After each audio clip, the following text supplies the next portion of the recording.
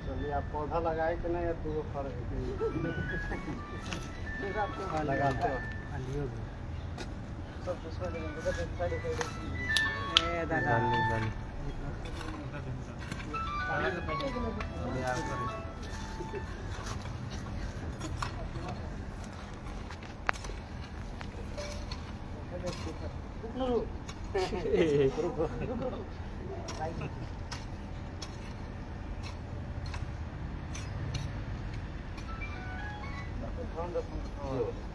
चलिए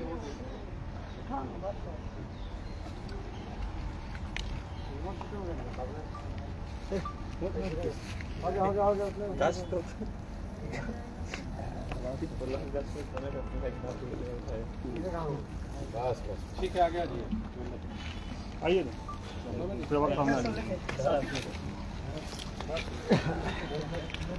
लाइए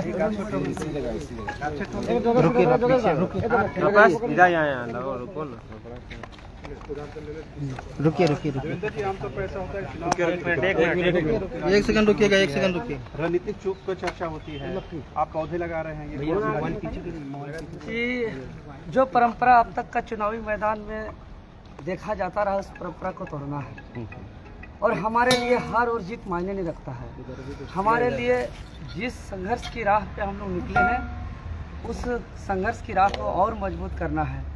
क्योंकि जो चुनाव मेरा रहा रांची लोकसभा का, यह चुनाव के नामांकन के रोज हमको गिरफ्तार करके जेल के अंदर कैद कर दिया गया, और जब प्रचार प्रसार खत्म हुआ उससे एक दिन पूर्व हमको छोड़ा गया, हम रिहा हुए। और इस बीच में हमारे जनता ने, हमारे सारे आंदोलनकारी साथियों को, क्रांतिकारी साथियों को, कार्यकर्ताओं को, कैडर को, यहाँ की जनता सिर्फ वोट ही नहीं दिया, तमाम लोगों को सहयोग किया, पानी पिलाया, खाना खिलाया, रहने का आसरा दिया।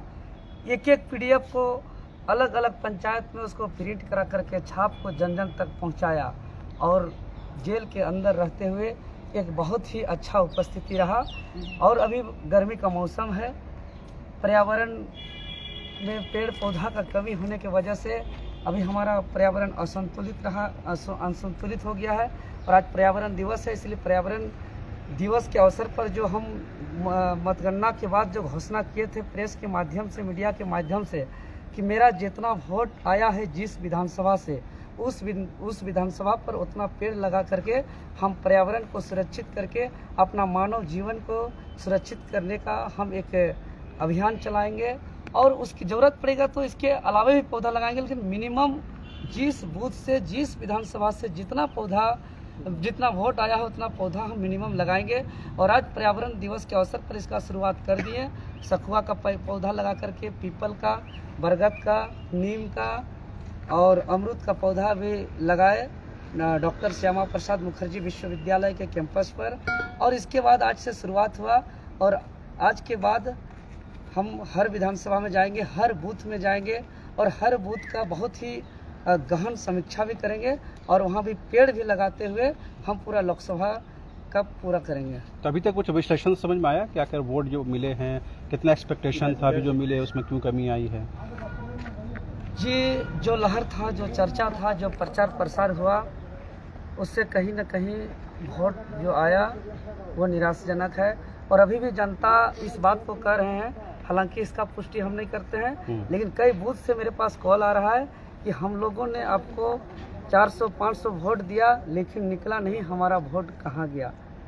लेकिन अगर हम अभी कुछ बोले तो मेरे पास सबूत नहीं है, और हम लोग का उतना पहुंच भी नहीं है कि हम उसको साबित भी कर सकते हैं।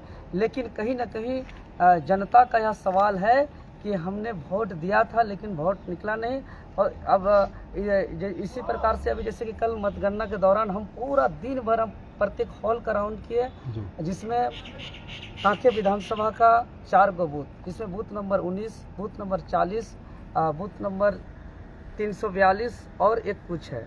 उसके अलावा ईचागढ़ का एक बूथ नंबर 11। ये विधानसभा का गिनती इसलिए नहीं हुआ क्योंकि इसमें 17 फॉर्म में जो कुल वोट था वो मैच नहीं हुआ। जब इसको लेकर के हम आरओ साहब डीसी साहब से मिले तो उन्होंने कहा कि जीत का फासला अंतर ज़्यादा है, इसलिए इस सब का गणना नहीं किया जाएगा। फिर हम ऑब्जर्वर साहब से भी मिले तो उनका भी यही रूल बताया गया। तो हम फिर कहे कि हम इसका रिटर्न देंगे, ज़रूरत पड़ेगा तो हम इसको लेकर के माननीय हाईकोर्ट के पास भी जाएंगे, क्योंकि परसेंटेज ऑफ वोट बढ़ाने के लिए सरकार का बहुत बड़ा बजट होता है, खर्च होता है। इतना जनता को, वोटर को मोटिवेशन करने के लिए बहुत सारा अभियान चलाया जाता है, और जो लोग वोट दिए उस वोट का गिनती जो है कि किसी और की वजह से ना हो, तो ये कहीं ना कहीं जो वोट दे रहे हैं घर से निकल करके लंबी लाइन लग करके लोकतंत्र का हिस्सा बन रहे हैं, उसका वोट का काउंटिंग नहीं होना, यह कहीं ना कहीं दुर्भाग्य है। इसलिए हमने मांग किया है कि जो भी अभी ईवीएम मशीन का काउंटिंग नहीं हुआ है, 5-6 मशीन का, उसके अलावा और है तो अभी हम जानकारी ले ही रहे हैं। जो मेरे नज़रों से जो 5 ईवीएम मशीन का काउंटिंग नहीं हुआ है उसका काउंटिंग होना चाहिए, और इसको लेकर के फिर आगे जैसा होगा हम आप लोग को अपडेट करेंगे। क्या ये प्रैक्टिस मुकाबला था आप लोगों का विधानसभा चुनाव में? पूरे तरीके से आप लोग मुखरता से उतरेंगे क्योंकि पार्टी का सिंबल भी मिलेगा? जी बिल्कुल, हम लोग एक युवा हैं और युवा या तो जीतता है या तो सीखता है। हम लोग ने बहुत कुछ सीखा, बहुत कुछ जाना, बहुत कुछ समझा, और जितना सीखे हैं, जितना समझे हैं, अब हमको महसूस होने लगा कि झारखंडियों को एकजुट करने के लिए पर्याप्त है। और हम सभी झारखंडियों को पुनः आज आप लोग के चैनल के माध्यम से हम अपील करना चाहेंगे, संदेश देना चाहेंगे कि आप लोग ने जिस प्रकार से जो अब तक का वोट का परंपरा था, जाति के आधार पर, धर्म के आधार पर, उस परंपरा को तोड़ते हुए आने वाला पीढ़ी का भविष्य को देखते हुए हक, अधिकार, नीति, नियमावली का ख्याल रखते हुए अपना बहुमूल्य वोट का प्रयोग किया है। अभी और समस्त झारखंडी आदिवासी मूलवासी चट्टानी एकता का परिचय दें, और जिस दिन सभी झारखंडी आदिवासी मूलवासी एकजुट हो जाएंगे उस दिन झारखंडियों के हाथ में शासन आने से कोई नहीं रोक सकता है। और जैसे ही झारखंडियों के हाथ में शासन आएगा, प्रशासन भी उसी के अनुसार काम करेंगे और हक, अधिकार, नीति, नियमावली सब मिल जाएगा। अच्छा, आप लोकसभा चुनाव लड़े, क्या 5 महीना बाद जब विधानसभा चुनाव आएगा तो वहाँ भी अपना दावेदारी पेश करेंगे क्या?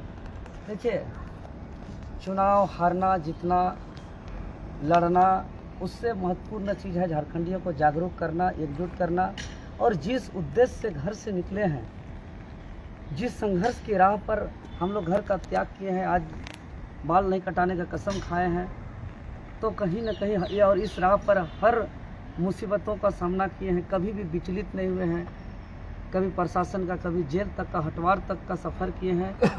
तो मेरा मकसद है, जिस उद्देश्य से इस राज्य का गठन हुआ है, जो हमारा शहीदों का सपना था, जो हमारा आंदोलनकारियों का अरमान था, उस झारखंड का नवनिर्माण करना, और इसको लेकर के अभी जो भी निर्णय लेना पड़ेगा वो निर्णय हम लेने के लिए तैयार हैं। अच्छा, ये चुनाव में ऐसा हुआ है कि जो एक छाप थी JBKSS की, ये केवल कुर्मी महतो की पार्टी है, तो दूसरे वर्गों का साथ आपको नहीं मिला, जिसकी वजह से तमाम जो प्रत्याशी है आपके तीसरे नंबर पर रहे? नहीं, ऐसा बिल्कुल नहीं। हम लोग तीसरे नंबर पर जो आंकड़ा आया, यह इसलिए हुआ क्योंकि हम लोग नए थे, कोई जेल चला गया, कोई पुलिस के प्रशासन से परेशान हुआ, तो हम लोग का छाप, हम लोग को चाह रहा है देना, तो हम लोग का छाप खोजने से किसी को मिला नहीं। बहुत जगह हम लोग का जेल जाने के बाद, हमारा जेल जाने के बाद अन्य पार्टी के लोग जनता को दिग्भ्रमित करने का काम किया कि अरे वो तो जेल चला गया, अब तो निकलेगा भी नहीं, वोट देंगे तो भी वो सांसद बनेगा, फिर भी वो क्या करेगा, जेल के अंदर ही रहेगा, उसका अंदर ये केस है, वो केस है, ऐसे बातों का दिग्भ्रमित किया गया। तो हम एक दिग्भ्रमित कम समय के लिए होता है, ये अस्थायी है। अब जाएंगे एक एक बूथ को में हमको सोना पड़ेगा तो सोएंगे, लेकिन प्रत्येक बूथ का पर जिस बूथ में जितना टोला आता है सभी टोला के लोगों को शामिल करेंगे, उस टोला के सभी जाति के, सभी धर्म के लोग को वहाँ के बुजुर्ग को, युवा को, महिला को, नौजवान को, सबको बैठाएंगे और एक एक बातों को सुनेंगे कि आखिर उनका मन में क्या चल रहा है, उनका सोच क्या है, उनका विचार क्या है, उसकी सोच के साथ वोट देते हैं, उनका इच्छा क्या था, इच्छा लास्ट 2 दिन में बदलता कैसे है, एक एक विचार को हम समझेंगे। और अब आने वाले दिनों पे जो है कि जो लास्ट 2 दिन में जनता को दिग्भ्रमित करने का काम किया जाता है, इस पर भी हम लोग विजय हासिल करेंगे। अच्छा, ये 14 लोकसभा सीटों में जो परिणाम आए तो 5 रिजर्व सीट है एसटी आदिवासियों के लिए, 5 सीटों में जो है बीजेपी एनडीए की हार हुई है।